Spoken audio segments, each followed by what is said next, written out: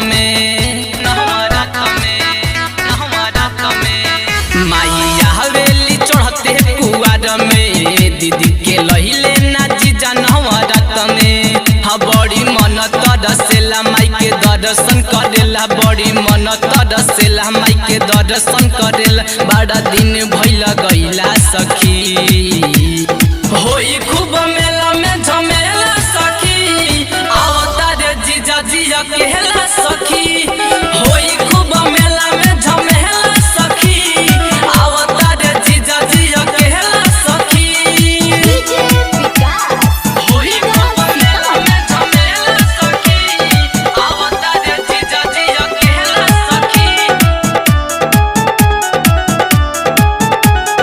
आवता रे जीजा जिया केला के कहनी जीजा जल्दी तू आवहो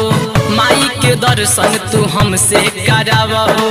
चुनरी ले आके देवी माई पर चढ़ावहो सिर झुका के माई से उम्मीद बढ़ावहो फोन के कहनी जीजा जल्दी तू आवहो माई के दर्शन तू हमसे करावहो चुनरी ले आके देवी माई पर चढ़ावहो सिर झुका के माई से उम्मीद बढ़ावहो माई हई उ महान पूजे दुनिया जहान माई हई उ महान पूजे दुनिया जहान अठमी के भीड़ होला सखी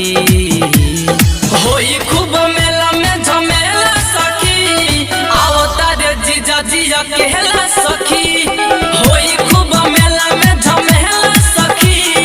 आवता रे जीजा जिया केला सखी होई खूब मेला में झमेला सखी आवता रे जीजा जिया केला सखी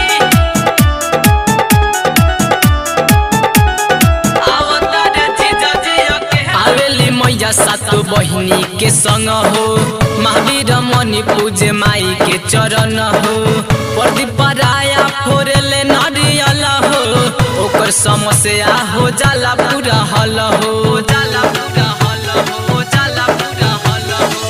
आवेली मैया सात बहिनी के संग हो महावीर मणि पूजे माई के चरण हो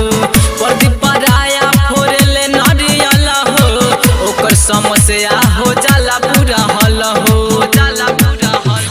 नियारा निरंजन बाड़ा करे मनोरंजन नियारा निरंजन बाड़ा करे मनोरंजन संगे गोड़ा लागे चलेला कहेला सखी होई खूब मेला में झमेला सखी आवता रे जीजा जिया केला